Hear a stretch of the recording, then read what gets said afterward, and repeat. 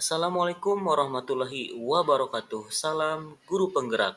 Saya Jana Mutakin, CGP Angkatan 11 dari SMP Negeri 2 Pasir Kuda, Kabupaten Cianjur. Akan menyampaikan tugas koneksi antar materi kesimpulan dan refleksi modul 1.1 tentang pemikiran Ki Hajar Dewantara. Berikut ini filosofi pemikiran Ki Hajar Dewantara. Yang pertama, pendidikan yang menuntun. Kita sebagai guru berkewajiban untuk menuntun segala kodrat yang ada pada anak-anak, agar mereka dapat mencapai keselamatan dan kebahagiaan yang setinggi-tingginya, baik sebagai manusia maupun sebagai anggota masyarakat. Hal ini sesuai dengan semboyan pendidikan di Indonesia yaitu Ingarso Sung Tulodo, Ing Madjo Mangunkarso, dan Tutwuri Handayani. Yang kedua, pendidikan sesuai kodrat anak. Pendidikan sesuai kodrat anak menekankan pentingnya menghargai dan mendukung perkembangan alami setiap anak. Dengan menerapkan prinsip-prinsip ini dalam praktik pendidikan, kita dapat menciptakan lingkungan belajar yang lebih inklusif, relevan, dan bermakna bagi setiap siswa, menciptakan sistem pendidikan yang lebih responsif dan fleksibel, yang dapat menyesuaikan diri dengan berbagai perubahan dan kebutuhan masa depan. Yang ketiga, pendidikan berpihak pada murid. Pendidikan berpihak pada murid menekankan bahwa sistem pendidikan harus fokus pada kepentingan, kebutuhan, dan potensi siswa. Dalam pandangan Ki Hajar Dewantara, pendidikan yang baik adalah pendidikan yang berpihak kepada anak, yaitu pendidikan yang mendukung dan mengembangkan seluruh potensi anak secara menyeluruh dan menghormati keberadaan mereka sebagai individu yang unik. Yang keempat, pendidikan bukan tabula rasa. Anak bukan kertas kosong yang bisa digambar sesuai keinginan orang dewasa. Maksudnya, setiap anak sudah memiliki potensi, minat, dan karakteristik bawaan yang harus dikenali dan dikembangkan melalui proses pendidikan. Dalam hal ini, kita sebagai guru tidak bisa memaksakan kehendak kita, tapi bimbinglah anak untuk menebalkan seluruh potensi yang sudah anak miliki, sehingga menjadi manusia yang seutuhnya. Yang kelima, pendidikan sebagai budi pekerti. Pendidikan tidak hanya bertujuan untuk mengembangkan aspek intelektual anak, tetapi juga untuk membentuk karakter, moral, dan nilai-nilai sosial yang kuat. Dalam pandangannya, pendidikan harus mencakup pengembangan budi pekerti atau perilaku yang baik dan luhur, yang akan membentuk individu yang berakhlak mulia dan bermanfaat bagi masyarakat. Dan yang terakhir yaitu pendidikan diibaratkan sebagai petani.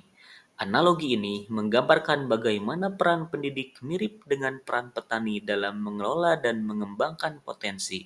Seperti petani yang menanam, merawat, dan memanen tanaman. Pendidik harus menanamkan ilmu, merawat perkembangan anak didik, dan membantu mereka tumbuh menjadi individu yang berkarakter dan berpengetahuan. Apa yang Anda percaya tentang murid dan pembelajaran di kelas sebelum Anda mempelajari modul 1.1? Nah, untuk menjawab pertanyaan ini, sebelum saya mempelajari modul 1.1 tentang pemikiran Ki Hajar Dewantara, saya menganggap bahwa murid adalah salah satu objek yang harus berubah, mengikuti kemauan guru. Dalam arti siswa tidak diberikan kebebasan dalam menentukan gaya belajarnya sesuai dengan kebutuhan dan karakter yang dimiliki oleh siswa tersebut. Kemudian saya juga menganggap bahwa guru itu memiliki keinginan tersendiri terhadap anak tanpa melihat kodrat yang dimiliki anak tersebut, baik kodrat alam maupun kodrat zaman. Apa yang berubah dari pemikiran atau perilaku Anda setelah mempelajari modul ini? Nah, setelah saya mempelajari modul ini, yang berubah dari pemikiran saya yaitu saya menjadi lebih paham bahwa guru hanya berkewajiban untuk menuntun segala kodrat yang ada pada diri anak. Dalam arti, kita sebagai guru harus bisa memberikan arahan, tauladan, motivasi, dan memberikan dorongan terhadap siswa untuk berkembang sesuai dengan potensi yang dimiliki anak.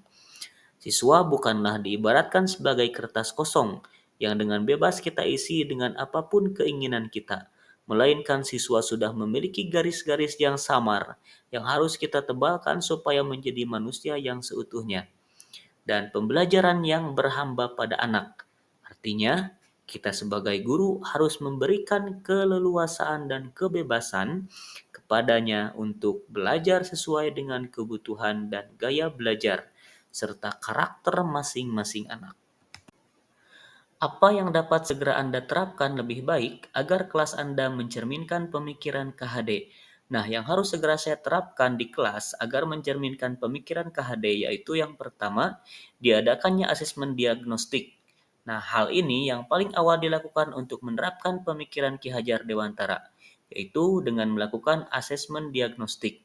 Asesmen ini dilakukan untuk melihat karakter, gaya belajar, minat, dan bakat serta kemampuan awal siswa, mengklasifikasikan anak sesuai dengan gaya belajarnya, minat dan bakat serta kemampuannya. Kemudian, melaksanakan pembelajaran yang berpusat pada siswa. Yang terakhir, nilai tidak lagi dijadikan patokan keberhasilan siswa, melainkan menyelaraskan tujuan pendidikan dengan pemikiran Ki Hajar Dewantara, yaitu menuntun segala kekuatan kodrat yang ada pada anak-anak agar mereka mendapatkan kebahagiaan yang setinggi-tingginya, baik sebagai manusia maupun sebagai anggota masyarakat. Jadi, kesimpulannya adalah kita sebagai guru harus bisa memberikan tuntunan, arahan, contoh, motivasi, dan dorongan terhadap peserta didik untuk berkembang sesuai dengan kodratnya masing-masing, dengan memberikan keleluasaan kepada anak untuk belajar sesuai dengan kebutuhan dan gaya belajar serta karakter yang dimilikinya, sehingga mereka mendapat kebahagiaan yang setinggi-tingginya sebagai manusia atau sebagai anggota masyarakat.